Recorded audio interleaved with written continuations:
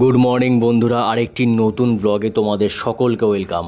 আজকে আমার ভাই বাড়ি ছেড়ে গৃহত্যাগ করে সন্ন্যাস হতে চলেছে, আর এই বিষয়টাতে আমি ওকে সাপোর্ট করছি। আমি বলছি, যা বেটা, জিলে আপনি জিন্দেগি। জাস্ট জোকিং গাইস, ও সন্ন্যাস টন্যাস কিছুই নিচ্ছে না। ও অ্যাকচুয়ালি নয়ডাতে চাকরি করে। তো 1 মাস আগে ওর শরীরটা না হট করে খুব খারাপ করে। তো অফিস থেকে 1 মাসের ছুটি নিয়ে, মেডিকেল লিভ নিয়ে ও বাড়িতে এসেছিল সুস্থ হওয়ার জন্য, শরীর রিকভার করার জন্য, এই আর কি।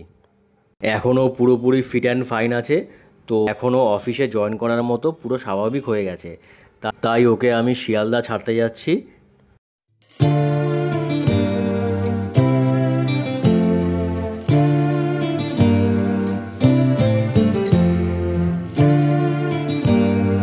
আজকে যেহেতু রবিবার, দেখো বন্ধুরা, ট্রেনটা পুরো ফাঁকা। জাস্ট অল্প কয়েকজন মিলেই আমরা ট্র্যাভেল করছি আমাদের এই মেন লাইনে। সোম থেকে শনিবার পর্যন্ত কিন্তু বীভৎস ভিড় হয়। মানে আমরা চলে এসেছি শিয়ালদা স্টেশনে। আর এইখানে যে এত ভিড় দেখতে পাচ্ছি, এটা কিন্তু বেশিরভাগই এক্সপ্রেস ট্রেনের প্যাসেঞ্জার। লোকাল ট্রেনের প্যাসেঞ্জার কিন্তু আজকে তেমন দেখতে পাচ্ছি না। আমরা ট্রেনের সামনে চলে এসেছি। এবার ভাইয়ের কোচ নাম্বার হচ্ছে B14, আর সিট নাম্বার 40।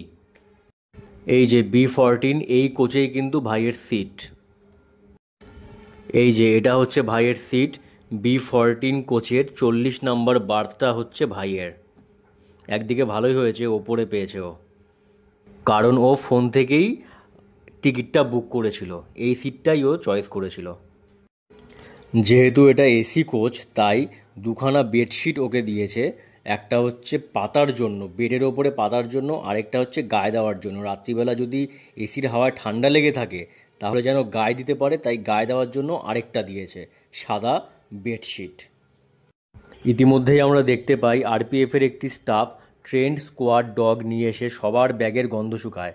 কারণ যদি কোনো প্যাসেঞ্জার বেআইনি কিছু ক্যারি করে ট্রেনের মধ্যে, তাহলে সেটা কিন্তু তৎক্ষণাৎ ধরা পড়ে যাবে।